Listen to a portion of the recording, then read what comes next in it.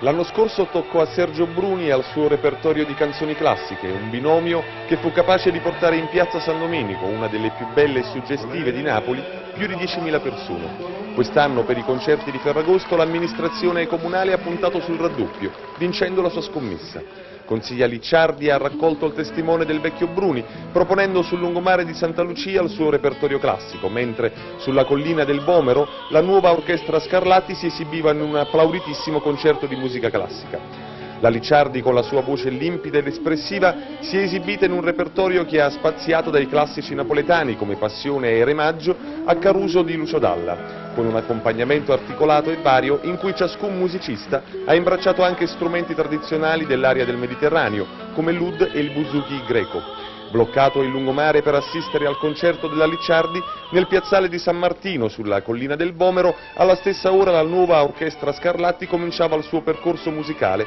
attraverso le composizioni di Mozart, Paisiello, Mercadante, Cimarosa e Donizetti. A tarda sera, finiti i due concerti, Napoli è tornata al solito tran tran di mezza estate, non prima di aver tributato un'ovazione agli artisti, ovviamente in stereofonia.